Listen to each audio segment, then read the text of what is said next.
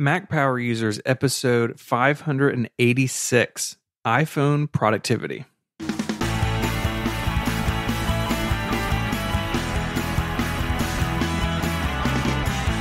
Hello and welcome back to Mac Power Users. My name is Stephen Hackett. I'm joined as always by my friend and yours, Mr. David Sparks.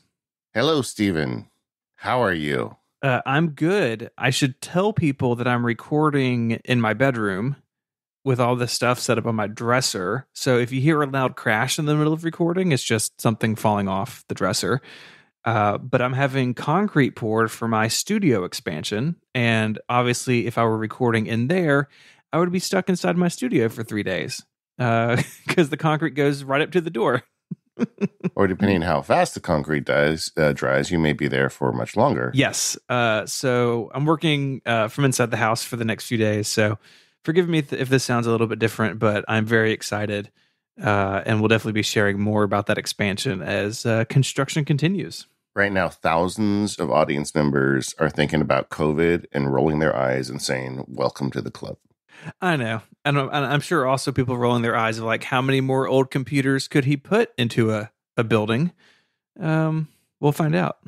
That's why you expand it. No, I'd expand it for work reasons. I mean, also for collection reasons. Yeah. Real quick, if you are listening to this episode when it goes up, you just have a few more days to get your hands on an MPU Classy t-shirt. Pre-orders close on May the 4th, Star Wars Day. So if you're listening to this after May the 4th, I'm so sorry, but the Classy tees have come and gone. Yes. They've gone to a galaxy far, far away. Oh, that's good. There may be some mugs left. Those are also going. So get in there and get your mug. Mm-hmm. Yeah, there's a great thread on the MPU forum of people who have gotten their mugs already. And man, they look so good in real life. I'm very pleased how they came out. I haven't got mine yet. That is frustrating. Yeah, so if you order it with a t-shirt, they ship it all at once to save you on shipping. Yeah. So I know you ordered 15 t-shirts, so. Yeah, something like that. I'm just decked out now. I'm like Steve Jobs. I'll always be wearing a battery t-shirt now. No, it's good. I do think, though, I just wanted to say on those tumblers, we kind of just took a risk on this because we didn't want to do the cheesy coffee mug that everybody does. And these are manufactured by Yeti. They're very good quality, whether you want hot drinks or cold drinks. And we did not get tacky with the branding. It's just a nice battery on it. Somebody wrote me and said that we should have made it so when the mug is full, that the battery is full. And then as you finish your drink, the battery empties. And I feel like that person gives me way more credit than I'm entitled to because I'm not sure how I would ever do that. But it is just a battery, but it is an amazing mug, and there is a limited supply. So if you're interested, they're a little pricey because, we paid somebody else to make them. But, man, it would look really nice on your desk. Go check it out. And today on More Power Users, the longer member version of the show, we're going to be talking about iOS 14.5, which has been out for a few days now. Big update to iOS and iPadOS. And, of course, it comes with corresponding Big Sur and Watch update. But we're really going to focus on iOS and talk about the privacy tracking stuff and some of the other really cool features. So stick around for that if you are a member. And if you're not, you should sign up at relay.fm/MPU/join. iPhone productivity, Stephen. Yeah. This one's been on my mind for a while. Quite often I hear people talking about, iOS as consumption, and they're like, how do you actually get work done on your iPhone? It's great for reading Twitter and, whatever, but how many people actually get work done on their iPhone? So I started tracking all the substantive work I do on my iPhone, and you did the same, and we came up with quite a list. I mean, I feel like the iPhone doesn't get enough credit for helping people get their work done. I think so too. I mean, really, when thinking over this outline of this episode, I realized that almost everything I do in my business, I can do from a phone. I mean, I'm not going to record or edit podcasts from an iPhone, but almost everything else, including preparing a show for publication and uploading audio and stuff, my phone is capable of doing it all. And thinking back even 5 years ago, or, even further back, I think that would have surprised me, but they've become so capable. And the app ecosystem, we're going to talk a lot about some of the apps we use. They've all gotten so good. It really can be the case that if I am out and about and something comes up for work, I can handle almost anything from the device that's already with me. And that is pretty cool. Yeah, I mean, and in today's outline, we've got the kind of in a jam recommendations where you can use your phone in a jam, but we've also got just recommendations just for doing your work on your iPhone. And I wonder if one of the reasons both of us are enthusiastic about this is because we both have the big ones, with that bigger screen that does make it a little easier. But I would imagine pretty much everything we're going to talk about today will also work on the smaller iPhone as well. I think so. I mean, I think the Pro Max gives you obviously a bigger window into your work, but they're all perfectly capable and perfectly fast. Before we get started, I think that I want to just talk about the idea of productivity on a mobile device, because I know there's somebody out there listening right now that spends every day working in, pivot table spreadsheets that's going, ah, ha, ha, you can't do any of this work on an iPhone. That's never going to work. And I get that. I mean, there's some things that people do that require a big screen or maybe a bigger processor, although that's kind of hard to say about the iPhone anymore. And I get that. But just because you can't do that one thing, like for me, the one thing would be screencast editing. I record so many screencasts and I edit those on a big screen Mac with, software that's unavailable for iOS. So of course I can't do that, but that doesn't mean I can't get work done.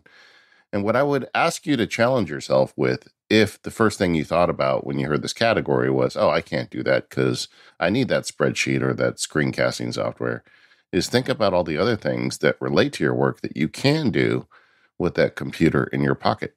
Yeah, I think almost everyone will have something that they can't do. I mean, I mentioned the audio work for me, but if you're in certain types of corporate environments, there may be quite a few things you can't do on your phone. But for me, it's about the things that I can and the things that, even in a pinch, if I need to take care of something that the phone is capable of, even if it's not wouldn't it be my first choice if I were, say, in the office, like on a normal day. But being able to take most of it with me and being able to really fine tune what works well on it has come a long, long way. All right. And so with our outline today, we're going to talk about some obvious things. The first one we're going to talk about is email. But as we get deeper down this rabbit hole of a show, we're going to get even weirder with things you can do to be productive on your iPhone. So I think we should just get started. You want to talk about email? Sounds good. For me, I have, gone through the email meat grinder so many times I can't remember. But at this point, I am using two apps for mail. I use Apple Mail for my IMAP accounts, and I'm using Hey for a couple other accounts. So I've been, I've talked about Hey in the past, and I'm continuing to use it. And for the IMAP accounts, I'm using Apple Mail, and I feel like I'm in a better spot with email now than I have been in a long time. I want to talk a little bit further about what that means on iPhone, but before I do, why don't you share what your key email apps are at this point? Yeah, I am not afflicted by the email app wandering that some people are. I won't say who. You don't have to. It's me. So yes, I mean, we've talked about this in the past too, but yeah, I'm all in on Apple Mail. I don't have notifications on except for a few select VIPs, which David, you are one of them. Because of my personal email is Gmail, and my work accounts are Google Work App Suite, whatever it's called this week. I don't have true push notifications for my email. Now, for what I do, that's not a big deal. But for some people, that is a deal breaker, and you've got to either go to a third party application that kind of checks your Gmail for you and sends you a push notification, or find a provider that does offer true instant push email, something like Exchange or Apple's own iCloud, for instance, is push email. But for me, the phone fetching the email in its own time totally works for me. I don't need those push notifications. I do have it badged for the inbox, and I try very strictly to have my inbox as clear as possible at all times. But Apple Mail gives me enough. I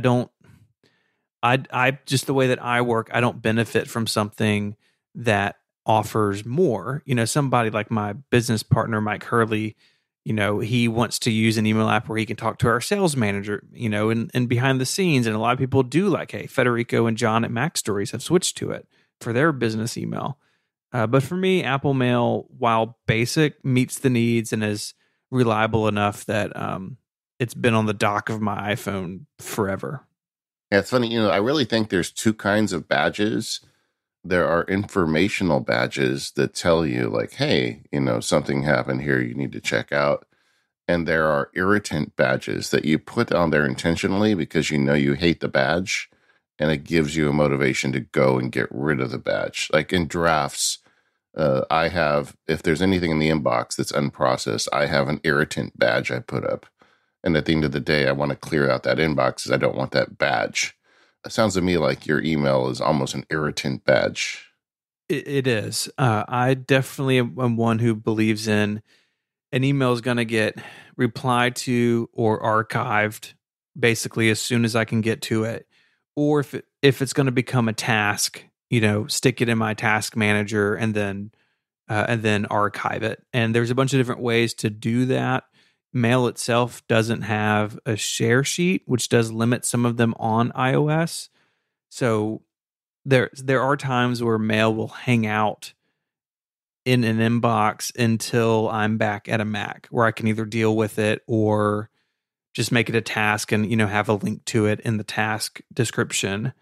But I mean, for me again, I really want to keep the number down. So like right now I've got 3 emails in my inbox, and looking at them, one is an ongoing support ticket I have with Apple for something. One is an agenda for a meeting I have tomorrow. And so that I'm just going to copy into my calendar thing in a second.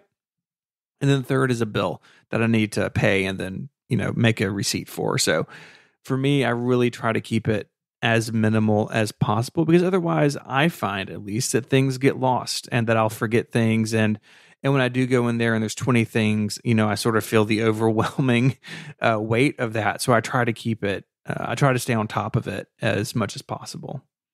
Yeah. Where do you keep your mail badge? Is it like on your home screen or? It's on the dock. Yeah, okay. And really just because of momentum, I guess, that mail's just been there from the beginning. And so, and I do use it pretty often on my phone. I actually find something about doing email on the phone kind of nice in a way. I mean, there's a lot of times I need to reference something on the Mac or on the web, and it's nicer to do on a Mac where I have a bigger screen. But if I just have some emails I need to fire off quick replies to, using the phone, for me at least, kind of puts me in that mode for like, hey, this is just like a fast response back to somebody, and it doesn't need to be this big involved thing. Yeah. So I use mail very differently in the context of the iPhone. Like, we're talking about iPhone productivity. I find one of the ways I can be productive with the phone is if I actually don't spend much time on mail, because a lot of the mail I get needs a considered reply. And so then I just get hung up in things I can't really act on. So the mail app icons for me are in the app library. They're buried in the app library. I don't even have them on home screen or widgets or anything for them. And so I rarely go into email on my devices unless I'm like away from my computer for a day and I just want to do a quick triage. But so I like the convenience of having it there, but I actually access those apps maybe once every couple weeks. Mm-hmm. And the way I deal with mail, though, is as I'm working on my phone, I like to send work out to people more than take work from people. If I'm working on something and I want to get a note out to a client or have a question I need answered, I will actually write the email in drafts. And then drafts has a really slick way to open Apple Mail and send the mail off for me. And it's just really clever. And that way I can send mail from the iPhone without checking the inbox on the iPhone. And then I have in my, daily hyper scheduling, I have a block in the morning, a short block in the morning, a long block in the afternoon to deal with email. So I actually really do the heavy lifting of email twice a day while I'm sitting at a computer. And I just find that the easiest way. Like one of the reasons is the lack of a sharing button that Mm-hmm. I moaned and whined about on iPhone forever. And now I just don't deal with it. When I'm on the Mac, I can hit the Command P button twice and turn anything into a PDF. And I think that's the reason why the listeners haven't heard me go on a rant lately about email apps, is because I've really scaled back what I do with email, particularly on iPhone. On iPad, it's a different story for another day. But with iPhone, I actually I find it a useful tool to have, but I don't really use it the way most people do when I'm on that thing in my pocket.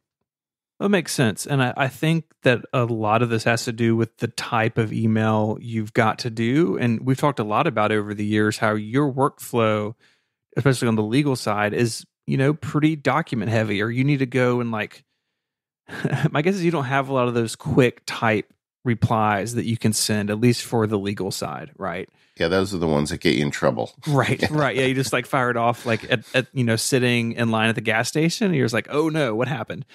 And Yeah. so that makes sense for you. One thing that I've done to help with that is I've talked about this before, but I handle all of the customer service requests for members of Relay FM. That email comes to me, and it's funny, like, 6 out of 10 times someone's like, "Oh, I didn't think didn't think you'd be the one answering," or "Thanks for answering so quickly." And one way I've been able to speed that up is, just in any customer service role, you have similar questions from people, right? And Yeah. I view those as, okay, these are areas I need to clarify or make the process better. But I've been able to use Text Expander, which, previous and current sponsor of the show, to give me replies back to people. And a lot of times I can just drop a Text Expander snippet. It works on the iPhone perfectly well, and be able to send those emails out back pretty quickly. And, having those tools that sort of are around email help this, but it definitely all comes down to the type of work that your email requires. What type of work email will create for you. Sometimes I feel like my email inbox is just a to-do list that other people can put things in. And depending on how you look at that is going to, I think, radically change how you view email on the phone. Well, I do think an excellent point is text expansion of one sort or another. Text expander is the more powerful version, even just the built-in text expansion stuff that iOS has. But if you're going to be doing any type of serious email work on a mobile device, you need to take full, use of that stuff, because you do not want to be thumb typing paragraphs at a time, especially if you're going to have to thumb type the same paragraph, 2 emails later. So be very aware, if you're going to handle email on your phone, what are the typical replies you make, and how can you automate those? And there are a lot of ways to do it. I also do in Text Expander. One of the nice things about Drafts is it has built-in Text Expander integration, so it does the expansion right in the app. Yeah, and that's another reason why I use Drafts. But but I do think that is on the iPhone in particular. That is something you need to be aware of and map out, and you will save yourself so much time in the long run, no matter which email app you use. and I'll point people to MPU 539. We did a whole episode on email, and so you can listen to many more of our thoughts over on that episode. This episode of Mac Power Users is brought to you by our friends over at 1Password. Learn more and get 20% off at onepassword.com/MPU. I'll think of 1Password as that place to store things like logins to social media or maybe our bank website. But with 1Password, you can store almost anything you would ever need because it is a really flexible tool. It comes with a bunch of categories. So of course, you have logins. I have over 700 of them stored in 1Password. But you also have secure notes. So if you have text or even attachments that you need securely encrypted, but you want to keep with you, secure notes is a great way to do it. You also have credit cards. They have a bank account section, so you can go in and enter routing and account numbers. This is something I use all the time at work. A lot of our sponsors pay via wire transfer. And instead of having to go look that up every time, I can just go into 1Password, get that information, fill out the form they need, and be on my way. And with 1Password for Teams, it makes it really easy to be able to do all of this with my coworkers. And so we have vaults set up to share information between different people on the team. So we all have access to the information that we need when we need it. To learn more about 1Password and 1Password for Teams, head on over to onepassword.com/MPU to learn more. Sign up for a free 30-day trial and get 20% off when you do. Once again, that's onepassword.com/MPU. And my thanks to 1Password for sponsoring the show. Related to email is messaging more broadly. How do we communicate with people outside of email? And I'd like to hear from you on this. I think we've talked about before that you don't want your legal clients, you don't want to do that over text message. It's harder to keep the receipts, etc. But where does messaging fit in elsewhere? I mean, there's a lot of places it does fit in. Like when I'm in trial, there was always issues with witness availability. And, throughout my career, cell phones have existed, but, messaging really wasn't a thing till much later. And so for a long time, every time the judge would call a recess, you'd race out into the hallway, call your secretary, find out where the witness is, when they're going to be there, or even like try to have someone on the other side communicate with the witness for you. So you made sure that you didn't get to a point where the judge looked at you and said, call your witness, and the person wasn't there. It's a big problem when you're a trial lawyer, and like messaging immediately solved that problem because I can be in a courtroom communicating directly with the witness and my staff and make sure everything is managed while the case is ongoing. And I don't have these like frantic 10-minute breaks where I'm trying to wrestle, monkeys. And it's just so much easier. So I immediately realized the value of it. It is a communication that is utterly silent that can help you get your work done. So I'm a fan of messaging in general, and there's a lot of ways I use it. But I still don't like to make like substantive communications with clients. The downside is for me that a lot of my clients have been with me 20, almost 30 years, and they know my cell phone number, and they don't think twice about messaging me. So what I'll do in those cases, if they ask me a substantive question, I will either take a screenshot or just capture it. And This kind of gets back to the idea of managing this stuff on the Mac. And then I'll send an email saying, hey, you texted me asking me this, and this is the answer. And I can just kind of divert the communication to where it needs to be. But yeah, I mean, I don't really do a whole lot of exotic things with messages. I do use the sharing button. I only use the built-in messages app. I don't use any of the other alternative services. I don't seem to need to. Occasionally, I have some clients in Asia, and they'll want to use a third-party messaging service, and I'll install whatever app they want. But usually, that kind of comes and goes. And with the new emergence of FaceTime, the ability to use FaceTime to send or just messages on the Apple system, not FaceTime. Most of my clients are on the Apple ecosystem. A lot of them are developers. And so that really kind of solved that problem as well. But I don't really have a whole lot to share with messages except, this is a good work tool. And I think the key skill, if you're going to use messages for substantive work, is finding a way to share that out. If you need to get it into your task manager or save the receipt, to some other place. Yeah, because just like mail, sharing stuff out of messages is not super easy. And in some ways, it's harder to get back to a certain thread and basically impossible to get back to a certain part of a thread.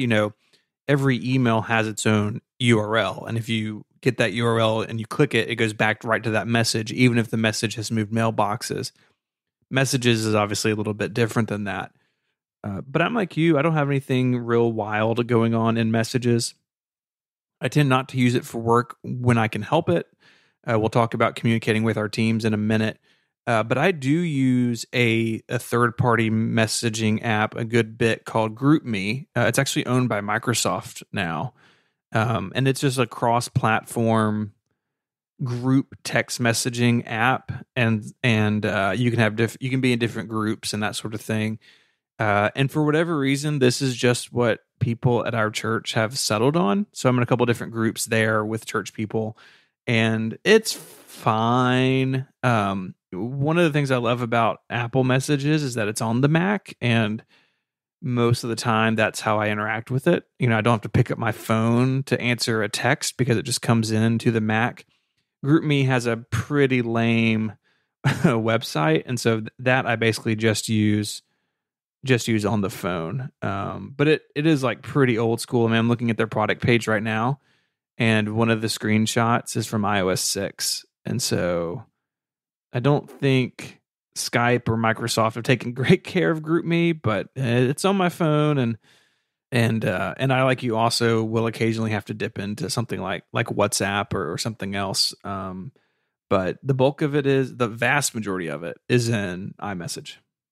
Yeah, one thing I would add is one of the iOS 13 features they added that makes messaging easier for work is threaded replies. And often when you're text messaging someone, they may ask you 2 or 3 questions at a time. They'll say, can I borrow $1,000? And then under that, they'll write, were your test results positive? And then you write back yes, and you don't know what you just said yes to.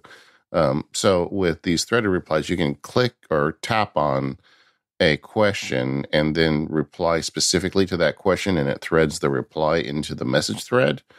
And with simple client questions, I do that all the time now. And I think that's a very easy way to use. It's almost like inline replies for emails. It's just a better way to be more clear in your communications. And I think that's a definite work skill if you're going to be using messages. Mm-hmm. I mean, even in like a family thread, that gets busy and hectic, being able just to long press on a message or right click on it on the Mac and say, "Hey, reply," is very helpful, and it does clear up some, sometimes comical miscommunications. Yes, agreed. There's a different kind of messaging, though, that I think is even more common for work, and that's team communications. And I thought it'd be fun to just mention that.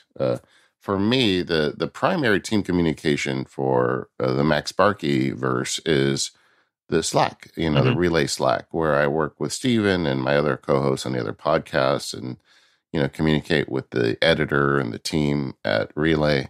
And boy, I find this a very, good use of something like Slack. People seem to get it. They don't, send a bunch of messages that don't really matter. They kind of stay on point. And I know a lot of folks are down on Slack, but I have found it an excellent tool for this type of team communication. I have too, and it has scaled really well from, the beginning when Relay was just a few people. I mean, right now in the Relay Slack, I'm actually going to look it up. It's something like there's 63 people in the Relay Slack now, people that we work with, and being able to divide that up into different rooms for different things. I can direct message any number of people at any given time.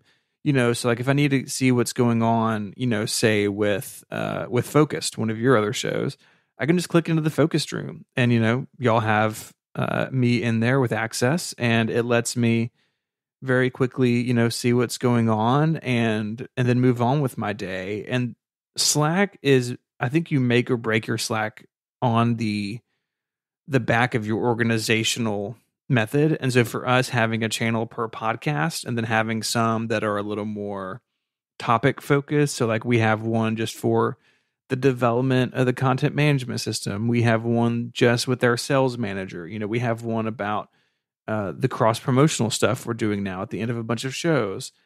Being able to go into a channel or into a room and know that this conversation is where this goes has totally made it work for us. And being able to, ignore channels that, like, okay, if there's something, hanging out in a channel that I don't need to see, I can just leave it because I know the realm in which that conversation will be based on the channel it's in. And so we have a lot of channels, right? My sidebar in Slack goes on forever, but that organization has really made it easy to navigate a bunch of different conversations with a bunch of different people. I think one of the tricks, if you're going to use Slack for your work communications, is to really focus on keeping work communications in Slack and nothing else. Stephen and I, and frankly, me and the other hosts that I work with, we all have kind of an unwritten agreement that stuff we write in Slack is about the shows we make together. Stephen and I were writing in Slack this morning about today's show and some planning elements. But if I want to send him a picture of the rattlesnake in my backyard, I'm gonna message it to him. And do you have that another way, snake, or is it a hypothetical snake? That happens, but I haven't sent you one. Next time that happens, I'll send you one. Well, I think we all remember the time that a hawk flew down and ate a snake right outside your window. Yes, that was pretty amazing. I think about that all the time. I have now got way more security cameras. I am going to eventually capture some wildlife. I think I did send you one recently when my dog chased a squirrel through the yard. Yes. Yes. Yeah, that was pretty funny. But the either way, yeah, I'm going to eventually capture a hawk murder, and I think that is very possible with my current camera configuration. So I'll keep you posted. But that would not go in Slack. That would go to a message. And it would go viral on YouTube later. I doubt it. I suspect there's a lot of those. You got this, man. You got to believe. Yeah, but either way, I think trying to keep getting back to the idea of being productive with the iPhone is you keep that app for that source of productivity, and then to the extent you have badges on it and stuff, that it's just not your goofy podcasting partner sending you silly pictures. It's actually something related to your work, and then you can prioritize appropriately. And I just think bringing a level head to all this stuff makes such a difference. Something else that is nice about Slack, and I think Teams has this as well, is that you can set do not disturb settings in the app. And so, for instance, our sales manager does this because she's in the UK. She has her Slack account go into do not disturb at a certain time. And I know that I can send her a message and it's not going to bother her in her evening, and she'll see it the next morning. And she doesn't have to put her whole phone into do not disturb. And messages has that per thread or per person, but it is nice. If I'm on vacation, for instance, I put Slack, the whole thing, into do not disturb. I can still use the rest of my iPhone the way I want, but Slack isn't going to bother me on vacation. And that's another nice reason to look at tools like this for team communication, because you can really set them up sort of as little universes inside your iPhone. Agreed. And it really plays nicely on the iPhone. It's just, I guess I should back up a step. The Slack app isn't the best app, but it looks fine. It's easy to access. It's easy to get your information using the iPhone version. Yeah. And they've got a share extension, which I use a good bit. You take a screenshot and need to send it to somebody, and that all works really well. Yeah. Related team communications for me is Basecamp. Yep. We have a Basecamp for the team that helps me with the field guides and some of the blogging and back-end stuff. And the reason I use that one is just because some of the people on the team are not as tech savvy as others. And I just feel like this is fine. Almost anybody that opens up Basecamp can figure it out. It's a very simple interface. And I think that is part of the beauty of Basecamp, honestly, And the more I use it, the more I appreciate it. And so we do a lot of back-end management and communications there. And they do have a way to message each other. It's not really Slack. It's really something more of a joint task manager, calendaring kind of topic management. But it's really good for that, and I'm super happy with it. Good. Another messaging app that I use on my phone all the time is Discord, which is not too dissimilar from Slack. We have a bunch of Relay FM members in there. It's a members-only community. We have, half a dozen channels, a dozen channels or so based on topic. You can have private chats and all that sort of thing. It is a link in its marketing, at least, less businessy than Slack, but you could totally use it for business. And for me, I use it very much like Slack, where I dip in and out of it throughout the day, and I've got it on my phone. So if a moderator or somebody needs me, they can get a hold of me. It's definitely how I communicate with a lot of people and hang out with a lot of people. And I think it's actually much better on the phone than it is on the Mac, and so the phone is basically the primary way I use Discord. Yeah, it's like Twitter without monsters. Yeah, yeah, it's like if Twitter and Slack had a baby, you end up with Discord. Yeah. I mean, I don't know that it's work related, but I like hanging out on the Mac Power Users forums and also the Discord for Relay as well. And those are fun interactions where you're not going to deal with some bozo. And Mm-hmm. that's cool. Yeah, You can do that on the phone, though. I mean, both of those have apps and the ability to run them with the phone. When I'm dealing with the MPU forums, one thing I do, however, is I have a little shortcut I made that will resize an image before I upload it to the forums if I'm doing it from mobile, because the images on the phone, like a screenshot, are just too big. The forum barfs if you throw that file that big yeah, at them. So I made a quick shortcut yeah. to convert an image for the forum. And we should say we're sort of dancing around the topic of shortcuts today. We're going to work on a full episode on how we use shortcuts, maybe bring an expert in to talk about it as well.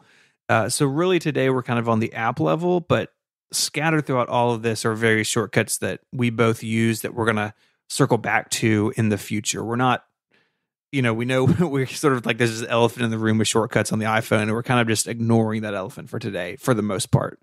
Yeah, and we know that as we're recording this, we aren't that far away from WWDC, where shortcuts could hopefully get even better, and we don't want to cover it right now. We're going to wait until after WWDC. Yeah, they always add new triggers or new workflows, and so I'm excited to see what they bring this year because I think they've done a pretty good job the last couple of years making it better.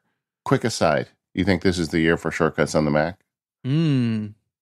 I think it could be. I think there is a bigger story to tell about iOS apps on the Mac, and bringing shortcuts over could be enticing to a lot of people. I got a feeling. I haven't talked to anybody. I don't know anything, but I got a feeling this is the year. So I guess All we'll right. find out. I like it. Yeah, just got a feeling.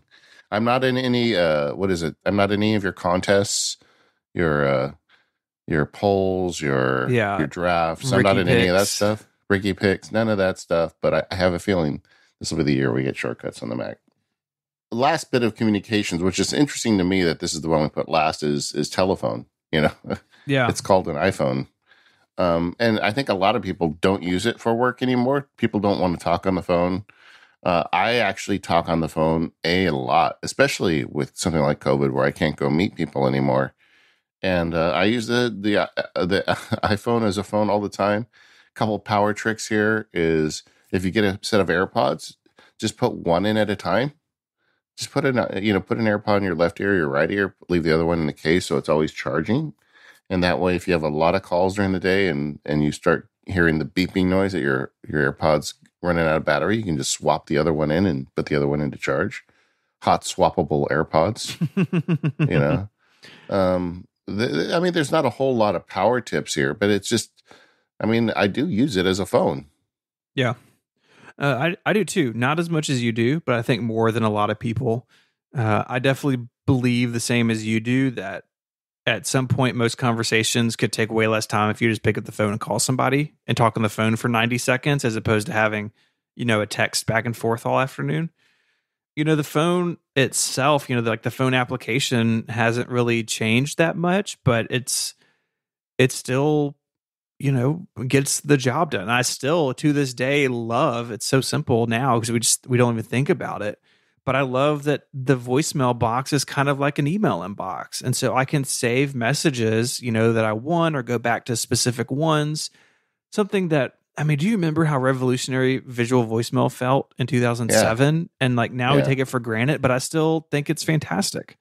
Yeah, I agree. A couple workflow things I do with phone, because a lot of times I am on calls and the only thing I have with me is my phone, is I will open a draft. So if you're on a call, just swipe up from the bottom and then you have full access to all your apps. And the two I most frequently access when I'm on a call is Fantastical, my calendar app, which I have as a widget on my home screen. So that's easy to get to. And then Drafts, where I can capture some text. And in Drafts, you can put like timestamps and date stamps, or if you have text expander integration, you can get them that way as well. So a cool trick I use is I can take quick notes on a call while I'm on the call just with my phone as a text file. I use this so often that I have created templates and drafts, especially for the legal side of my life, where it puts in the date and time and it says call from. I just fill in the name. I've got an entry at the bottom for action items. So all the stuff I can pre-populate into that note I do. And Rose and I have gone into great depth as to how you do that on the Automators podcast, if you're interested. And so when I get a call related to legal work, I got the AirPod in one ear. I open a draft that's specifically templated for legal calls, and I take notes on it. And when I'm done, I've got everything saved, and I've done all of that on my phone. And Steven's going, what kind of madman would do that? No, I totally get it. I mean, when I was a project manager, in a previous life, I had a very similar system. I used Text Expander for it, but having a system to capture information from phone calls is huge, because it's like the whole reason I'm having the call is to work something out. So I want to make sure that I have good information on what we worked out. This episode of the Mac Power Users is brought to you by SaneBox. If you want to get productive with your iPhone and email, go to sanebox.com/MPU and receive a $25 credit on any plan. I was thinking about this the other day, and most email applications are like Tony Stark. They're pretty good, they're pretty smart. But then when you put Tony Stark in an Iron Man suit, he is a lot more powerful. And that's what SaneBox is. It's the Iron Man suit for your email. With SaneBox, it can learn what email is important to you, and it filters out what isn't, saving you hours. SaneBox works with all kinds of email programs and services. You don't have to have a special app, so whether you're on IMAP or Gmail or using Apple Mail or some other mail application, SaneBox just works. It's got a great email filtering service with the Sane Later folder that keeps your inbox to only what matters most. There's the same black hole, so you can unsubscribe with one click. They've got a snooze feature there, which at first I didn't think I'd use, and now I use all the time. With snooze, you can send an email off into the future. So if it's Friday afternoon and a work email comes in that can wait until Monday morning, snooze it until Monday. Then you don't have to look at it all weekend. It's great.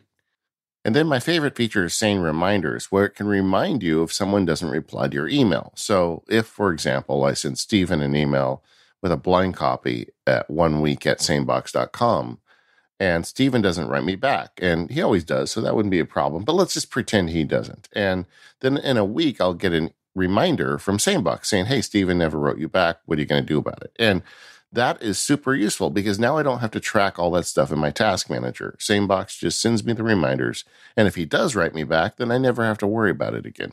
But SaneBox is more than filtering. You can move attachments to Dropbox and other cloud services, and it's very reasonably priced, with price plans starting as low as $4 a month. And best of all, you can get a 14-day free trial if you go to sanebox.com/MPU. So go there right now, sanebox.com/MPU. Get a $25 credit and give it a try. Mac Power Users listeners love SaneBox. There are so many of you that are using it. If you are having trouble with email, this is the solution you need to check out. Give yourself that Iron Man power suit. Go to sanebox.com/MPU and check it out today. The next category of getting work with your iPhone apps to me is capture tools, because in addition to being a great communication tool, the iPhone is always in your pocket. So it's one of the best ways to capture information. And I thought we'd start with just the iPhone as scanning device. One of the realizations I had when I made the paperless field guide, the second edition, was how much that's changed. When I made the first edition, scanning apps were starting, but the iPhone cameras weren't very good and the software wasn't very good. But at this point, the scanning apps are so good that I don't think a lot of people need to spend the money on a document scanner, because you can just pull the iPhone out of your pocket. If you're scanning 10 documents a week, you should not spend $400 for a document scanner. And I was curious, what are you using to scan documents? Or do you even do that much? Maybe you don't need that. I do it some. I do that mostly on the Mac. I have just a generic flatbed scanner I bought 100 years ago, and oh my use image gosh, that capture on makes the me Mac. crazy. That makes me crazy. I know. But if I am on the phone, I'll use Apple Notes if that's where it's going to live. And so a big thing that has actually become a really big thing in our household is Mary and I have a shared folder in Apple Notes. At some point they added the ability to just basically say any note in this folder automatically gets shared with this other person. Yeah. And so, things like, for instance, our daughter just had allergy testing done and we got the results back. I just whipped up my phone, scanned the pages in Apple Notes, and saved it in a shared note. So Mary and I both have access to that. And that works really well. If I'm scanning something, with my phone, I say I need to send it to someone I'm working with or something else like that. I used to use ScanBot. It's now called Swift Scan.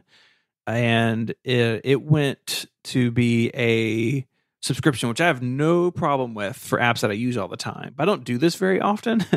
And Mary came across an app called Scanner Pro, which I believe you use as well. And Yeah. so I've got that on my phone. And for the occasional scan that I do, it gets the job done pretty well. It's funny because those are the two apps I covered in the paperless field guide. I'm in the process of taking ScanBot out of the field guide. Next update, I'm going to pull it out because they've changed their business model and everything so much that it's just not one that I'm going to be using. So it's hard for me to recommend it. So I'm using Scanner Pro currently, but I'm testing a whole bunch of other ones right now. In fact, if you're listening and you've got one that you really love, send me a note. But the Scanner Pro is great. It's got automation tools built in. It's got edge detection. So you just, hold it over a piece of paper and it automatically finds the edges. It doesn't take a picture of your desk as well. And, it's a solid app. And that's the one I use as well. Yeah, and there are a bunch of them out there. The thing that is nice about Scanner Pro and some of the others is that it will do OCR as well, so you can search for text within the PDF. That's not a huge deal for me with this type of scanning, the sort of fast mobile scanning. If I'm at my Mac and I'm scanning stuff, I definitely want OCR there as well. But that's definitely a feature to look for. Yeah, but I would say if you want to be productive with your phone, pick a scanning app and learn it. These apps are not necessarily easy to use. I mean, the easiest one to use is Apple Notes. And I meant to say earlier when you talked about it is Apple Notes has a very good AR render where it reshapes the page. Like if you take the picture at an angle where it's like wider at the bottom and narrower at the top, Apple Notes does a great job of sorting that out. And it does a solid job of making a scan. So if you don't want to spend any money, just open Apple Notes and point it at any page. If you go to the doctor or whatever and you want to take a quick scan. And then once it has made that nice clean scan for you, Apple Notes also has the ability to share it. So then you can save it to files or email it to somebody or, do whatever. You don't have to just put it in notes. Apple Notes does not have OCR built in though. So I guess the first level I would say is Apple Notes is probably the way to go if you're just going to do this very rarely. If you want to go to the next level though and get a scanning app, learn the features because these apps do need a little bit of homework on them before you can get the most out of them. Yeah. But once you figure it out, they're super useful. And I find excuses to scan things with my phone all the time. There's also this idea of the iPhone as a digital notepad. A lot of people, including myself, still carry like a paper notebook everywhere we go, but a lot of people don't because the phone has sort of absorbed that too. Yeah, I have gone up and down on this. I like analog tools and fancy pens and all that. And I do keep a notebook at my desk. But at this point, I have stopped carrying a field guide, a little field guide paper book because I just find the convenience of digital capture so much easier. And, I'll give you one guess what app I use. I've only mentioned it like 10 times today. It's drafts. Yeah, it's drafts. Yeah. But the thing about drafts that makes it so good for this purpose is that you click the icon and it gives you a blinking cursor. And as dumb as that sounds, removing every bit of friction is what makes it possible to do this digitally. Because the argument, and I'm sure you probably would say this, is with paper, you pull it out of your pocket, you get a pencil, you start writing. There's no app, there's no file to create. You Right. don't go to the front page of your field notes and say, create file, create page, Yeah. Oh no, my notebook isn't syncing. Yeah. Yeah, Yeah. exactly. Drafts definitely wins for like the fastest, like on the draw with the iPhone, I think. Yeah. Um, we talked about Obsidian last month on an episode. I'm curious Wait, where wait, that wait. may fall in to this as well for you. Are you going to break my heart about Obsidian, I Steven? am, but I want to know what you think Oh, about it jeez. on mobile. No, it's great. I have a drafts action that saves a drafts note to Obsidian, but as much as I like Obsidian, it doesn't have that thing where you click the icon and just start typing. You've got to find your way to a place to type. And if you put it in the wrong place, it gets harder to find. So draft still is quick capture for me. I actually find drafts and Obsidian a very good combination because they're both, built upon the idea of a markdown note. So they talk to each other very easily. Mm-hmm. But that's just me. Like, like I said, I've gone through the thing. I have a drawer full of a field guide. What do you call those? Field notes. Field notes. Field Yep. guides are mine. Field notes are theirs. Yeah, I have a drawer full of field notes, and some of them have these gorgeous covers on them, and they're just empty. I don't know what I'm going to do with them. I give them to my kids. They got something they need notes for. I'll give them one, and I'll eventually get through them. I do carry one in my Go pack sometimes. So I guess I'm not entirely digital here. Like if you look at my briefcase or my backpack, there is a field notes and a pen in there, so I can use it if I need to. But since pandemic started, I have not removed the field note or the pen from either bag. So gives you a sign of how often I use them. Yeah. Yeah. For me, I do like that paper capture, but if it is something that I know needs to be digital right off the bat, it's either Apple Notes or Tot, which is kind of similar to Drafts in the sense you open it and you're just on a text field. I think whatever you use needs to be quick. And I think this is an area where the iPad is ahead of the phone because if you have an iPad with an Apple Pencil, you can configure it where you just tap the lock screen with the pencil and you're in an Apple Note right away. And I mean, I don't see Apple adding Apple Pencil support to the phone anytime soon, but that's really handy on an iPad where you can just immediately pick it up and use it as if it's a notebook. Although, really, why not? I I think mean, it'd be if you have cool. a pencil, yeah.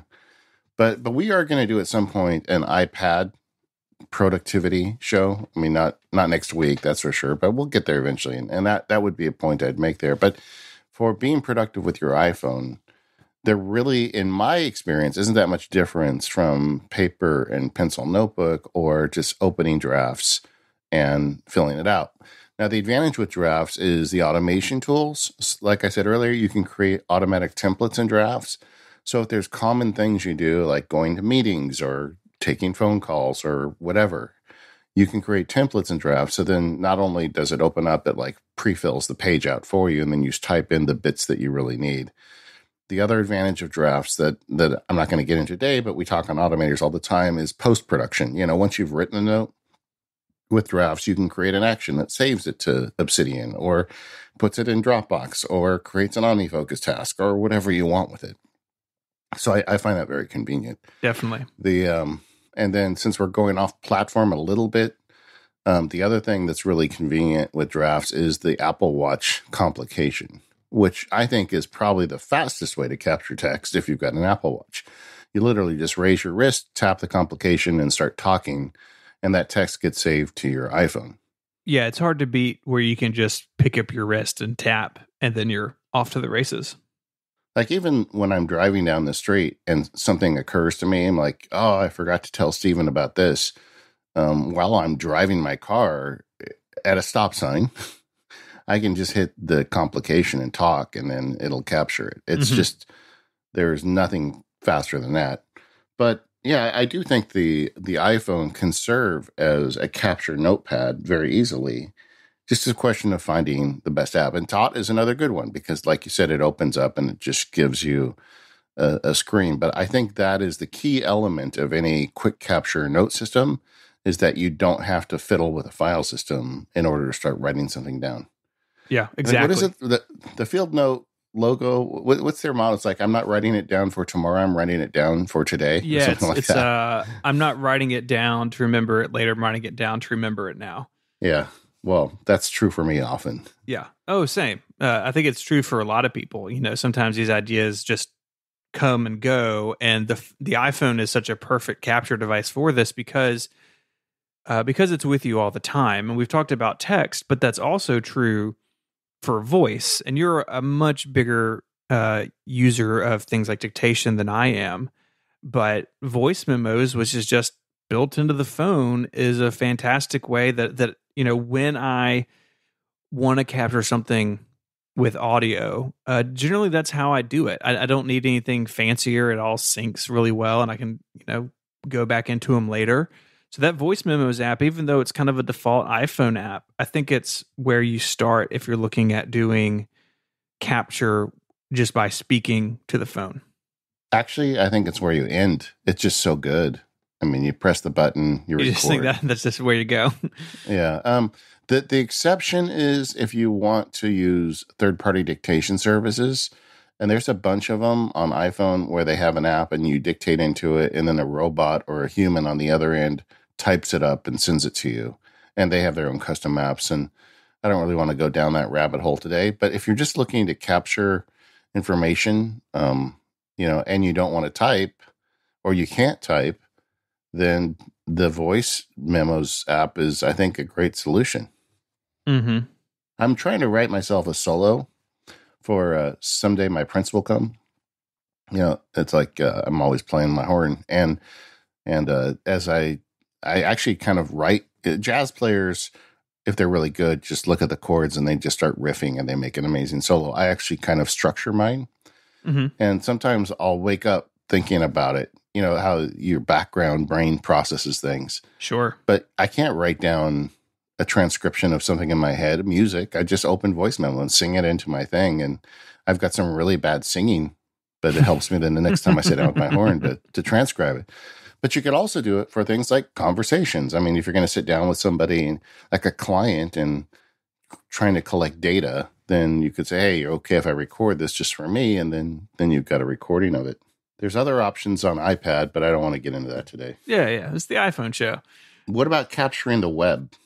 That's another thing that the iPhone is good for capture. You look up something and you want to put that into your workflow. Yeah, I've got a couple of different ways of going about this depending on what the context is and what the content is that I'm looking to save. If it is something, for instance, that I want to just make sure that I remember to read later on, I can just stuff it into Good Links, which is the Read It Later app that I use. But another thing here, I think kind of related to this is like, how do I take something on the web and make it a task for later?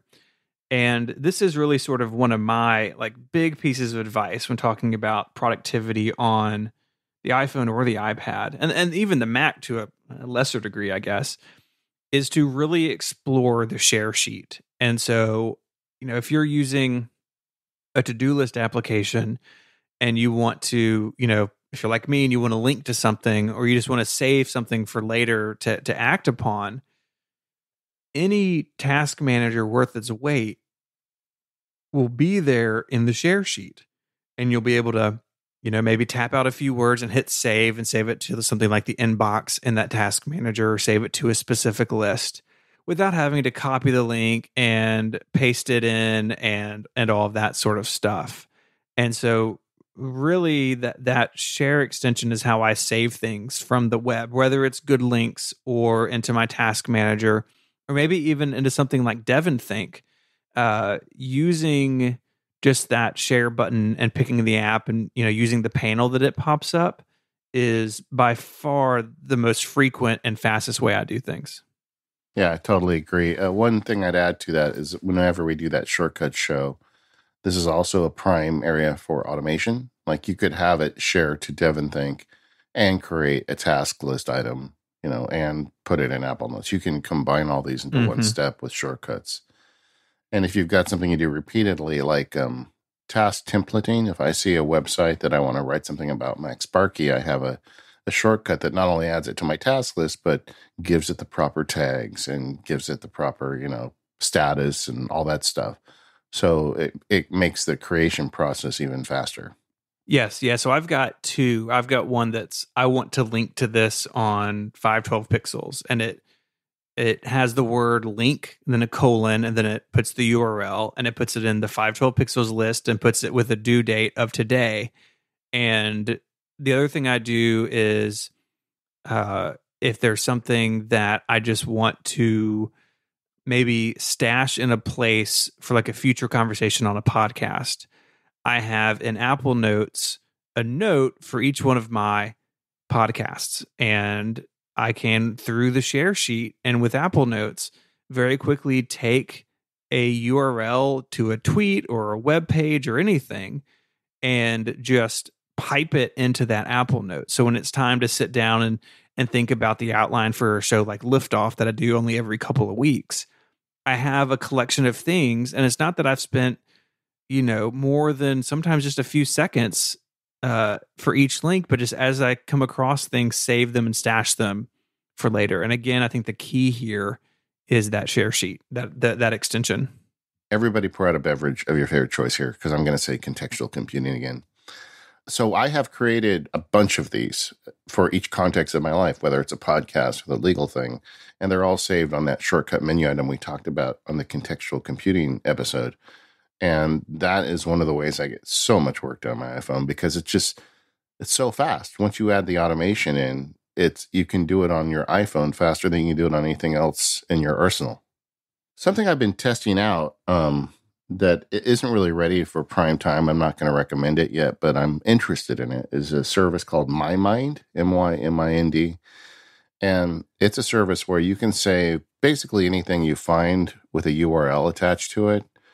And then this is a service, whether it's pictures or articles or YouTube videos, and then the service automatically tags them and organizes them for you, which I think that's kind of the killer feature of it, because then later you can go back and say, give me everything in here about Dexter Gordon. And then it shows you all the links that you've saved related to Dexter Gordon. And it seems like it does a pretty good job. Like I said, I'm only about a month into an experiment with it. I'm not ready to recommend it, but if this is something that's of interest to you, you may want to check it out. And it is a great way to capture on your iPhone. Yeah, I'm looking at their website. So it sort of takes everything you dump into it and organizes it for you. Yeah, and there's a lot of services like this. But the thing that makes this one unique is the artificial intelligence of tagging for you, because who wants to tag all this stuff once you capture it? Yeah. Time tracking is another thing. I capture my iPhone all the time, and that's probably not a big subject for today, but, shortcuts and timery, and I'm able to capture time real quick. Maybe we'll talk about that someday. I don't think you do any of that stuff, right, Stephen? I don't, but yeah. When I have in the past, Timery is totally the way to go. It is a true, first class iOS app that supports all sorts of great stuff. Yeah, and he has a really nice widget that puts the tiles in half space. So you put a decent sized widget, you can have almost all your timers just on your screen. You just tap it and it automatically triggers it. You can't really get much faster than that. Mm-hmm. One more that's related to capturing notes, but I wanted to give it just a few minutes, is brainstorming. It's funny because I have a lot of workflows that are constantly in flux, but brainstorming has been the same for me basically ever since I started using MindNote on the Mac before there was an iPhone. I've been using this app for so long, but it's so good for visual thinkers. And if you like to brainstorm on ideas, and I'll call back to our cooking ideas episode, which is 500 episodes ago or something. Maybe we need to revisit that at some point, but it still works. The idea of coming back occasionally to something. And MindNote is on all platforms, but most importantly, it's on iPhone. And I often find my subconscious comes up with answers and ideas that my active conscious cannot. So when I hit a roadblock, one of the first things I'll do is move on to something else. And then the next day, I'll be, I don't know, slicing a pear, and all of a sudden it's oh, that's what I need to do. And so then I just quickly open up MindNote and just add the node with the answer, and then put my phone back in my pocket. And I do that almost daily because I have so many things I'm working on at once. I love it when my brain kind of solve. It's like putting the problem into a subroutine, and the brain just spits out an answer when you least expect it. Mm-hmm. Yeah, my note is great for that. Something that I've been doing recently is actually using things, the very nice looking task manager, Yeah, for maybe not brainstorming, but kind of the thing before brainstorming. So I'm actually opening it now. In things, I have a list for uh, column ideas, for ideas for YouTube videos, idea for Twitch streams. And it's the same idea for me as with my note for you, I think, of this sort of thinking needs to go one place and I can do it really quickly because things is really nicely designed, especially on the iPhone. And, just as I wander through my work life and something comes up that, oh, I should write or talk or do a video about that, then I can go back later and see, that I've collected all these ideas and then pick one that I think is the right one for a given time. I used to not really have a good place for that. And uh, as weird as it may seem, things has kind of proven itself to be the right place. I mean, the right place is whatever is the right place for you. Yep. If you're listening to the show and you're doing it in Apple Notes and you're happy, then don't change. I mean, that's the whole point is not to tell you exactly which app to use, but think about the workflow. And I do think that whenever you put something like that out of your brain and into paper or digital equivalent of paper, it like relieves some pressure. It's like, then your brain's like, okay, I don't have to retain that knowledge. Now I can just like mix it up and see what comes out of it. And I don't know. We'll have to have a cognitive scientist on someday to explain it. But I think it really works. And this is something where using these digital tools, especially one that fits in your pocket, can really be of assistance. Mm-hmm. This episode of Mac Power Users is brought to you by the IntraZone by Microsoft. It's always fun to find new podcasts to listen to, and if you're in the market, the IntraZone is a bi-weekly podcast with conversations and interviews on how Microsoft SharePoint, OneDrive, and related technologies can work for you.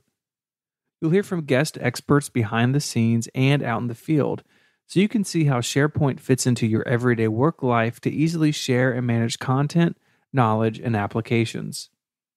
Each show covers a bunch of segments like news and announcements, focused topics, guest perspectives, FAQs, and upcoming events. And the topics for each show are really interesting. Previous episodes cover migration to the cloud, things like API and teamwork, and cloud admin. A recent episode talks with Sam Crutzen, who's a senior program manager at Microsoft, and he helps manage the Microsoft Web on SharePoint. It's Microsoft's internal portal for its 163,000 full-time employees. I have never worked in a company that big, and so learning about how information is shared and data is controlled in a company that big was fascinating to hear about. So go and listen to it now. Just search for the IntraZone wherever you get your podcasts. That's INTRAZONE, or just click the link in the show notes to check it out. Our thanks to the IntraZone by Microsoft SharePoint for their support of this show and Relay FM. The phone is also a great pocket assistant. I like to think of it as a little helper in my pocket. Don't be weird. So you pull out your phone and it gives you your calendar. And we just did a show on calendars and tasks. But in particular, I use Fantastical, as I explained in that show. But the things I do on the phone that I find extremely useful are, number one, the widget. I actually have the large size Fantastical widget on my home screen. Like the front and center top of my home screen is all of my appointments. I don't have the calendar view. It's just a list of appointments on my phone that updates throughout the day. And because I block my time, it's so useful to pull my phone out and just say, okay, what's up? What are the next 2 or 3 obligations I have? And as soon as I tried that, I was immediately sold on it. And that is something the iPhone only can really do for me because it's the only thing in my pocket. Yeah, I think the ability to very quickly see what's next. I mean, That is something that is, I mean, if you, as old as handheld technology is, right? Like go back to the original Palm Pilot, having calendars and tasks be quickly available to you, not only to review, but to edit or add. That's so core to this. And I think it's interesting thinking in the early days of the iPhone, that was there. The original iPhone, the first year, didn't have an app store, right? Didn't have a bunch of stuff we have now, but you could dock your phone with your Mac and sync your contacts and calendars over really easily. They even had that on the iPod before that. Apple's understood for a long time. This is about as close to the core as you can get, I think. Yeah, I had a very complicated shortcut I built when they first started getting shortcuts on the phone, where I was going to take my calendar and turn it into a PDF and then turn that into a wallpaper and have it run like 3 times a day to keep updating the wallpaper to show my calendar. I mean, this is some real Rube Goldberg nonsense. And then Apple pulled the ability to set a wallpaper with shortcuts at the time. But this new system where you can just have your calendar app put a widget on your screen with your appointments, it's a game changer for me. I'm not sure it is for everybody because not everybody block calendars, or maybe some people don't have a lot of appointments. For someone like that, maybe your task list on the home screen would be better. But I really find putting the calendar up really keeps me centered throughout the day. And then it Me too. relieves me the obligation of trying to remember. It's also really nice because at night it shows the appointments for the next day, or in the morning it shows the appointments for the rest of the day. And it just, I don't have to think about it. It's always updating and it's just there. Yeah, I mean, likewise, calendar is always front and center for me on the Apple Watch. And having that be a complication that's very easily accessible is really important to me. And I don't block schedule the way you do, but I do have my calendar basically full every day, and having the ability to quickly see what's coming up, how much time I have left, etc. It's invaluable. Yeah. Which widget do you use on the iPhone? The Apple Calendar or the Fantastical widget? Apple Calendar. So when we did the calendar and contacts episode, I think I was using Fantastical, but I don't know what my issue was, and I haven't dug into it. I haven't reached out to Fantastical. I've just sort of punted the problem off into the future. But I was having some sync issues on my account where tasks would just wouldn't show up for hours and hours, and I tried doing what I could to troubleshoot it, and I just have been really busy. So I'm back in Apple Calendar for now. But I actually really like the Apple Calendar widget. I use the one that is the list of tasks on the left, and on the right is a mini calendar with a date. Because very often I'm working like days ahead of myself, right? Like it'll be, 6 days before this episode comes out. And so I very often need to see what's the date next Sunday? What's the date 2 Tuesdays from now?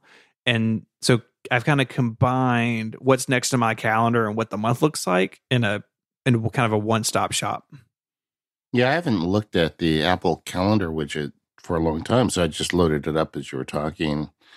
And yeah, I'm not a fan. The Fantastical one gives me the weather. Yeah. And the information is denser, so I can see more stuff. Like this doesn't show anything from tomorrow. Yeah, the Fantastical one is definitely better than Apple's. I agree. But either way, whichever calendar app, even if you're using something other than calendars or Fantastical, anyone worth its salt has a widget. So check it out, and then try putting that to use, because as things stand for me, all I have to do is raise my phone and I have my calendar in front of me. Mm-hmm. That's the ultimate, Yep. Tasks related, we covered that as well in that same episode, and nothing for me has changed with tasks.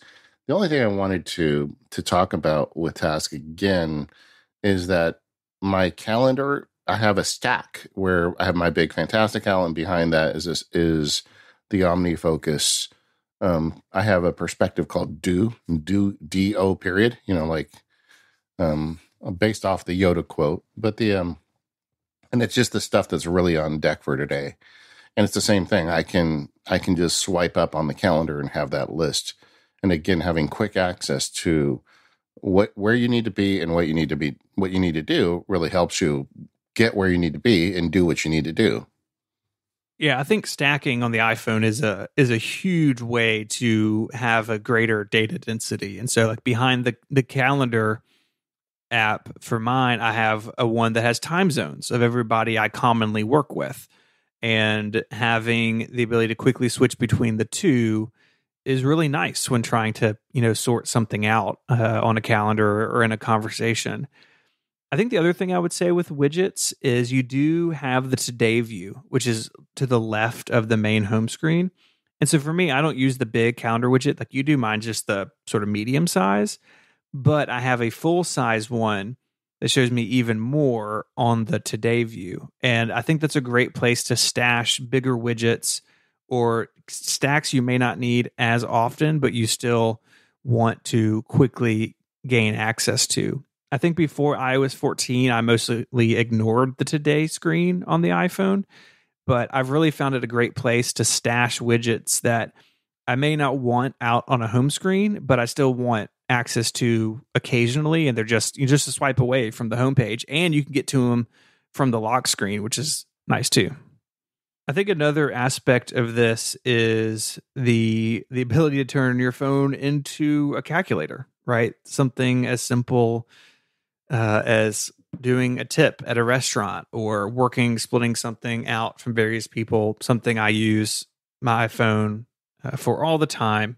And as far as I'm concerned, there's really only one calculator that matters, and that's pCalc by our friend James Thompson. It's been around for a long time, fully featured, but if you don't need a bunch of like scientific engineering stuff, you can just use it as a regular calculator. It's got themes. It's got always has support for the newest technology. There's even an Apple Watch version, which I got to say, using a calculator on your Apple Watch really feels like the future in a way. But pCalc is simply fantastic. Using your watch for a calculator either feels like the future or it feels like 1980. I'm not sure, one or the other. Oh yeah, I mean, I also own a calculator watch from the 80s. Oh, do you? But if I'm wearing the Apple Watch, you can fake it. I had a buddy that had one growing up, and like this is like the early 80s, and like he had to take it off when we took math tests and stuff. It was very complicated. Oh, I bet. I'm just checking the time. No, you're not. Yeah, exactly. And honestly, if you thought you could do all your calculations on your 1982 calculator watch, good luck. Have fun. Yeah. It's not just, though, adding up numbers or tips. I think that no matter what business you're in, a calculator can become a lot more with the right app. Like, I too am a big fan of pCalc. James Thompson is a friend, but also it is just the best calculator, and it has whimsy, and it's a really good calculator, and you can customize it. There's a whole lot you can do with it. But there is one other app I want to mention kind of in this category. That is an app that is more of a spreadsheet. Like it's like a mix between a spreadsheet and a calculator. And that's the app called Power One. And Power One is a calculator, but it has all these modules you use on it. Like one of the things as a lawyer I often need is TVM calculations, time, value, money. So like if someone's going to pay off a settlement and they need to pay X dollars over 6 years at 7% interest, and what is the amortization table?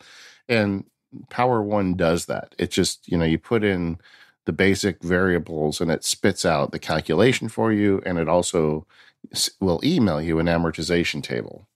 And it's just like custom calculations like that, I think are really nice. And like it has a bunch of different modules, like things like chemistry or things like construction estimating. And, there's a whole bunch of different businesses out there where you have a different set of calculations you run all the time. And this just lays those templates on top of it. I once talked to the Power One developer. He's been around forever. Like this app was, I think, on Palm Pilot. I mean, I don't want to say it's been around forever, but just like James, he puts a lot of love and attention into it. And it is a unique tool that not everybody needs. But if you're in a business where you run a specific type of calculation often, this is the way to go.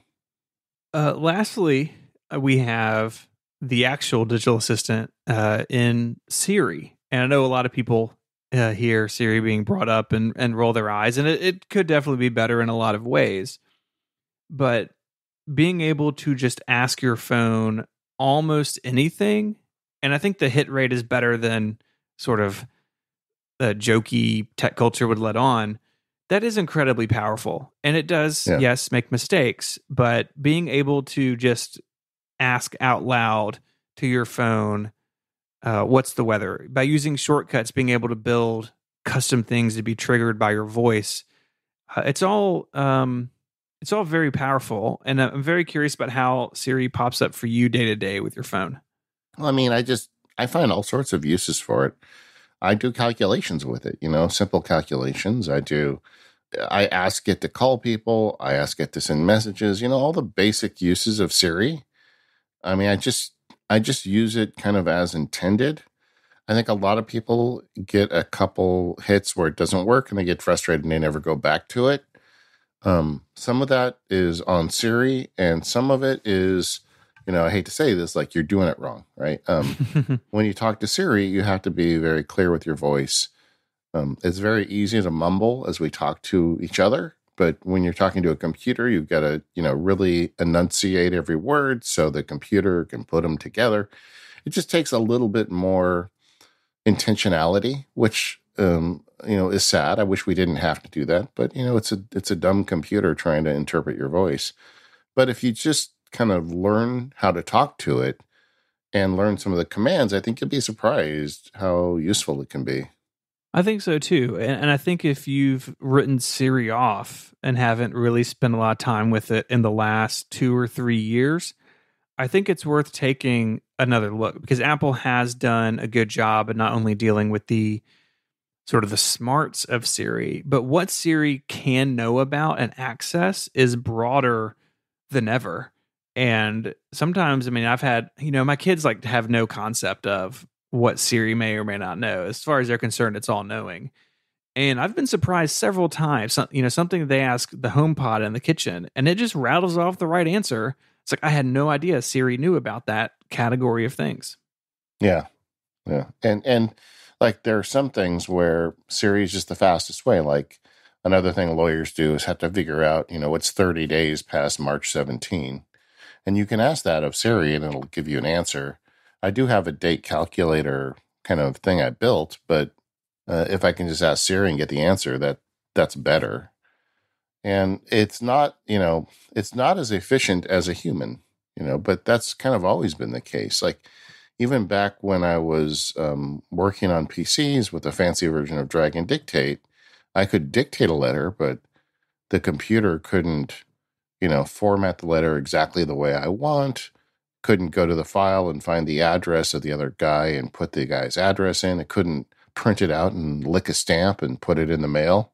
There's a bunch of things computers can't do that humans can. And I don't think it's really fair, like holding it to that standard, because it's just not there. But it is a digital assistant that will help you as much as it can. And kind of the same thing goes for voice to text dictation. I didn't say it earlier, but when I open drafts to capture a note, usually I speak to it. But if you're in an environment where you can't speak out loud, or you're embarrassed to ask Siri things out loud, you can also type to Siri. Yeah, this is a new feature as of a couple of years ago, and it's in the accessibility settings on the iPhone. And you go in there and you can basically, instead of Siri listening for you, you get a text field and you can type to it whatever you would normally say. And that's fantastic for lots of reasons. I mean, you mentioned maybe you're in a situation where you can't speak to it, but it's also great from an accessibility standpoint, a privacy standpoint, and it is pretty cool. I wish it wasn't buried in accessibility, and I wish you could maybe more quickly switch between the two, but it is there if that fits your needs better. I mean, one of the fundamental problems with Siri to me is that Apple is selling it as a digital assistant and making it sound like a person inside your iPhone. It tells jokes and it has, it tries to approximate a human, and it adds in little side comments sometimes when it answers your questions, all trying to fool you into like there's an actual person inside your phone. which we all know is not true, but it still creates this kind of uncanny valley thing where we think there's a part of us that thinks it is a human in there. And then we get super frustrated because the human is extra stupid. And I think you just got to keep in your head, this is a computer that's doing its best to, turn ones and zeros into useful information for me, and Mm-hmm. it's going to get better over time. It's definitely better now than it was last year or 2 or 3 years ago, but it'll be better in another year or 2 or 3 as well. But just spend some time with it, because I do think we're making progress on this. And as you move down the years, I think increasingly this little voice helper in your pocket or in your AirPod is going to be something that you can really take advantage of to be more productive.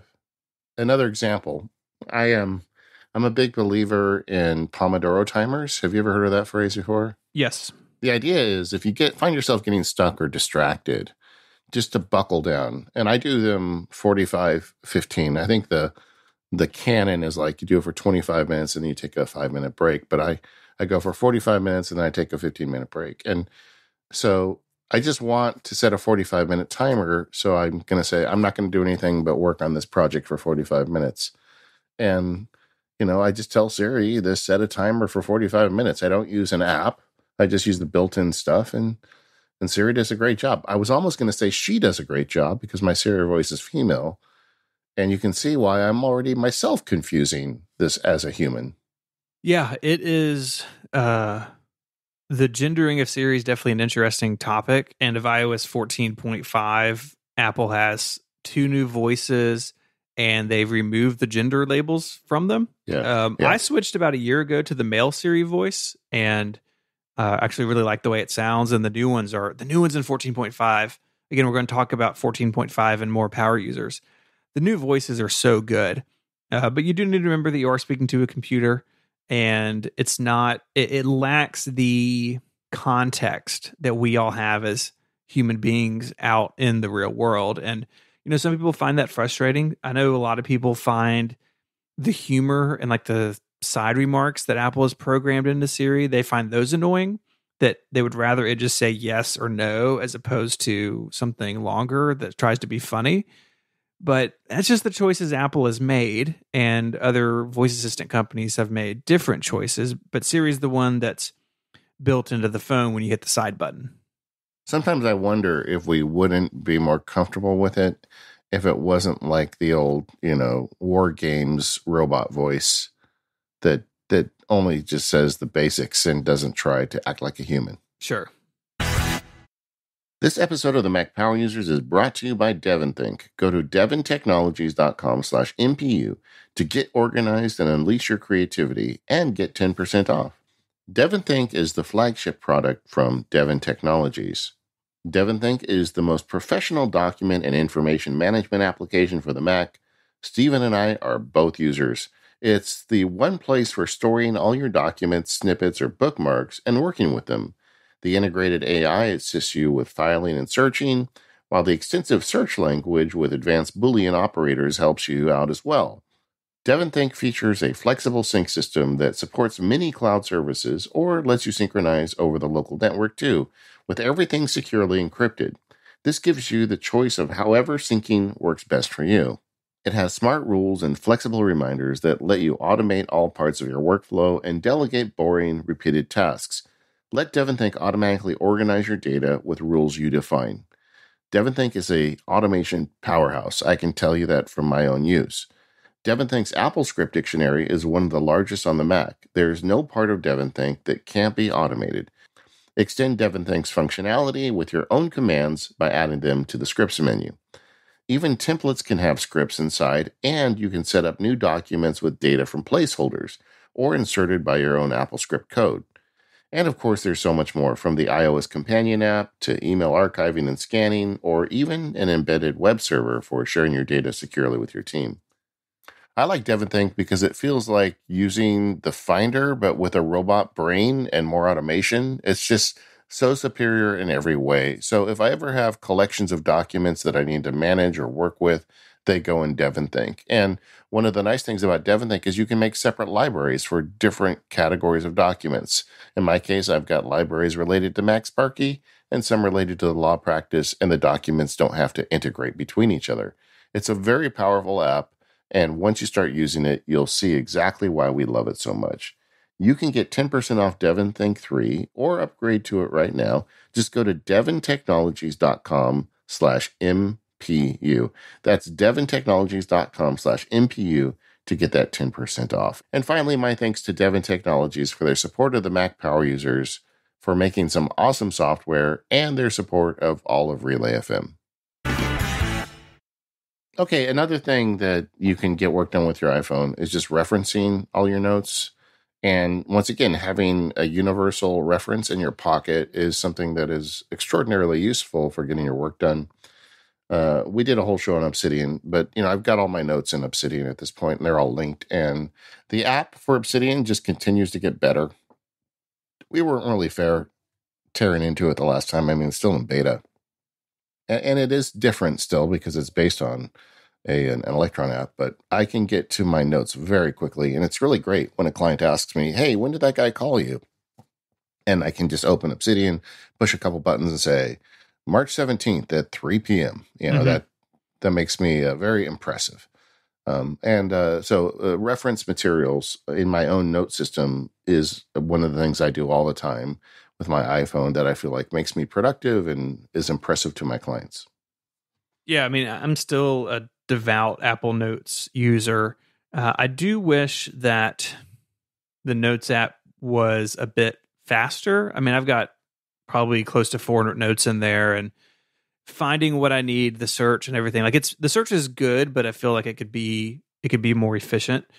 The thing for me with any reference system is like my data is only as discoverable as I've made it. And so I try to take the time. I have a bunch of folders and notes. I try to put things in the right folder, try to give it a name that is descriptive that I could be able to find later on. And I know with Obsidian in particular, the search is pretty powerful, and you have the linking aspect. And so you can get to that stuff better. But in my mind, really, and I've really learned this through Devon Think, which I don't hardly ever use on the iPhone unless I'm saving something. But with 25,000 pieces of data in Devon Think in my tech history research, being able to sort through all that, like it does require a little bit of work on the front end. And so having some sort of organization, if it's tags or folders or both, that can really pay off as your reference material grows over time. And this stuff only grows over time, I've learned. Yeah, it does. You're right. And related are files, the same thing. I don't look at the iPhone as a great file system device, but when I'm talking to somebody on the phone, it used to happen when I left the house and I'd go to lunch and they'd say, "Hey, can you send me a copy of that contract from 5 years ago?" And I can very quickly access it, whether it's in files or Dropbox, and then share it to them.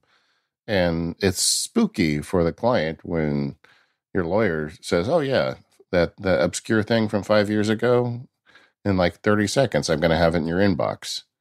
And that's a good thing. Not only is it good, I guess, from an impress the client feature, but it's also a good thing in terms of finding the documents. I mean, for me, this all goes back to when I first started as a lawyer, and we would all spend way too much time wandering around the office looking for things.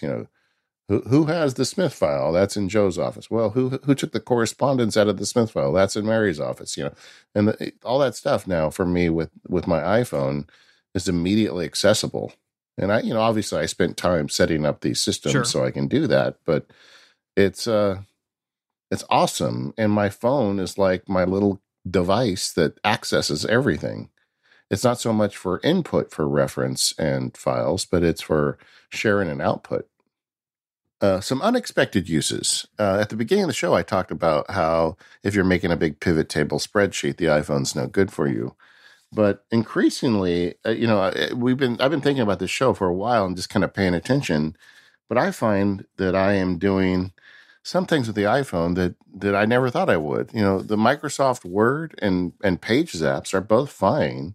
I use Word probably more than Pages because most lawyers don't use Pages. But people send me contracts all the time, and they'll say, "Well, I just made a few changes." And so long as they have track changes on, I can see those.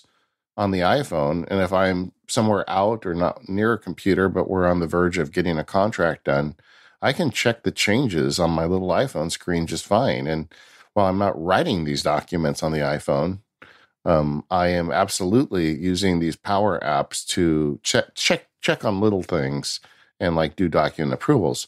PDF signatures is the same thing. I can review and sign a PDF on my iPhone, which I didn't think I'd do a few years ago. That's really cool, and it makes you available to your clients when you need to be, regardless of your context, right? Yeah. Which makes you an even more valuable asset to their team. For me, the big unexpected use over the last couple of years is just post production on podcasts. So not editing, but we have a lot of data that needs to go into our content management system, and we've worked hard to make that work really well on iOS. There's some features in there that came straight from you that we've implemented, and even being able to take an audio file and upload it. So we basically use Dropbox for everything, every LAFM between us and our editor, and even just inner show stuff, and being able to just go to the Lipson website and upload. Yeah, it's not the best thing in the world, but I find myself doing it more often than I anticipated.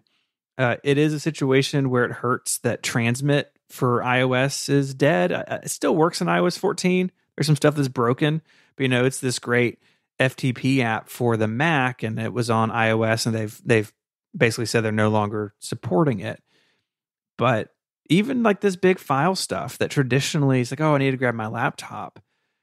The iPhone may not be my first choice for it, but it's more than capable. And for me, these things that have cropped up are because Safari on the iPhone has gotten better. That Safari for iPhone can upload and it can pick Dropbox from the files picker, and even downloading files from Safari, right? It used to be not possible. You'd have to copy something and then put it in iCab or something, have some other browser on your phone. And seeing Safari get more capable on the iPhone and iPad has really made the iPhone in particular more useful for that sort of once in a blue moon stuff. It's like, yeah, I'd prefer to do this on a larger screen, but Safari is good enough where I can get it done here too. Yeah. I mean, I think something we haven't talked about yet that I just want to give a little bit of time to is if you want to get like productive work on your iPhone, are there any accessories that can help you out? And I find that for me, there's two that I use.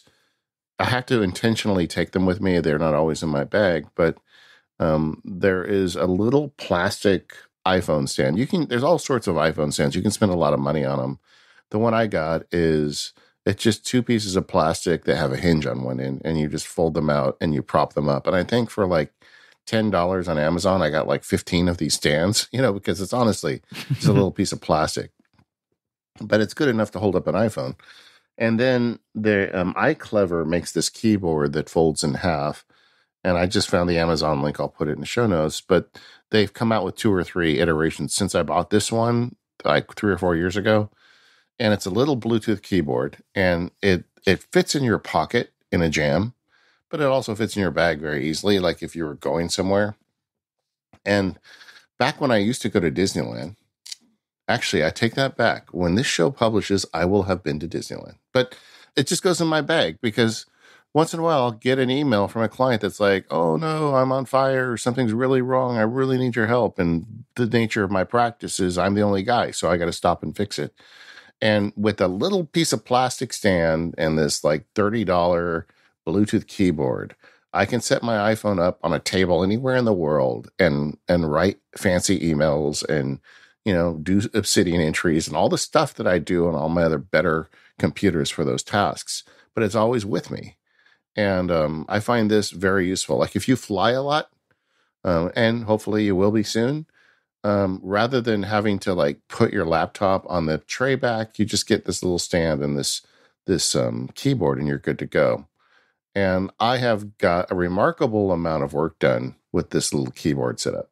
That's really cool. I have definitely used the standard Apple Bluetooth keyboard and paired it with my phone before. I haven't ever tried anything specific, for the iPhone that folds down and stuff, but that makes a lot of sense.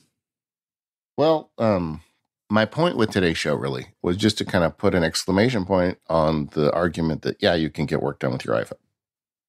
I think the trick is to figure out what that means to you. Like determining the work that is best done on an iPhone or possible on an iPhone versus the work that is much better to be done on a Mac or an iPad is the trick, And then when you find yourself with just your iPhone, you're like, okay, well, I know that for me, one of them is editing OmniFocus projects. OmniFocus has this great review system. I can do that with my iPhone anywhere in the world. I do that at the dog park. I do it, just sitting at a table sometimes when I'm waiting for my wife to finish doing whatever she's doing. So, if you know in your mind the stuff, the productive work you can do on your iPhone, it makes it easy to go to that stuff. What is your white whale on your iPhone? The one thing you wish you could do that you can't? I mean, there's part of me that wishes I could easily, have it power like a display keyboard and mouse really easily. Like imagine I'm, at my mom's house and like need to get some stuff done. Like I have it on my phone, but it could, make it more of a computer like experience. Yeah. There's been a lot of attempts at that in the past. I'll put a link in the show notes. This episode of my podcast Flashback that we just did where we talk about this very thing. But, kind of the dream of your phone scaling to whatever you need it to do would be pretty cool. But we're nowhere really near that, at least on the iPhone side of things.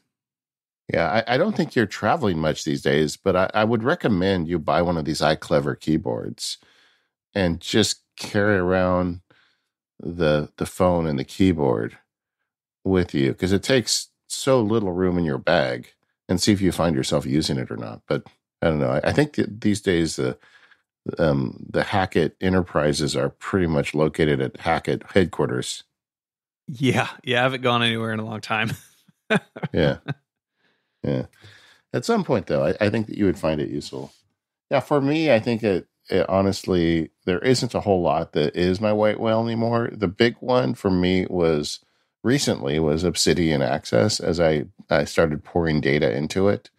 But now that the mobile app is out, I feel like I'm pretty good. There are no pieces of my kind of infrastructure system that are not accessible on all devices, and I like that.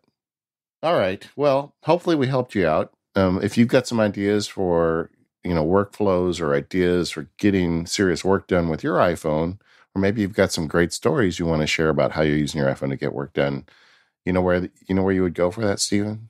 Where would you go? I would go to the MPU forums, and there'll be a thread in there for this episode. Yeah, that's where I'd go to. Yeah, let us know. We'd love to hear it. Maybe we can put it in the feedback episode. I know there's some folks out there who are like people who are on the road a lot that do even more than we do with their iPhone, and I'd love to hear from them. Same. We are the Mac Power Users. You can find us over at relay.fm/MPU. Our sponsors today are our friends over at 1Password, SaneBox, Microsoft, and DevonThink. All of those are outstanding apps that I use. So it's great when sponsors are people that you buy stuff from. Mm-hmm. Before we go, Stephen, you want to tell us a little bit about Top 4? Yeah, Top 4 is another show here on Relay FM. Marco and Tiff Arment basically make Top 4 lists out of ridiculous things. You're going to be furious, maybe disgusted, maybe overjoyed, depending on what they're talking about. The show where they did ranked all jelly bean flavors, I thought that I was going to die listening to it. But it's great, super random, super fun. Check it out at relay.fm/top4 or search for Top 4 wherever you get your podcasts. What is your favorite jelly bean flavor, Stephen? I'm really partial to fruit flavors. So like a peach. Oh, me too. Or a strawberry or something. Yeah. Be good. Watermelon. If you were going to say like licorice, I was going to end the show. That would be that's disgusting. No one likes licorice. Yeah. All right. Well, okay. We're on the same page there. Hey gang, today is, as we release this, it is May 2nd. It's just 2 days until May 4th. It's just 2 days until you can buy that t-shirt. Those mugs are still available as well. It's also just 2 days until you can watch Star Wars on May the 4th. So you should do that too. Once again, we're the Mac Power Users. Thanks for listening. We'll see you next week.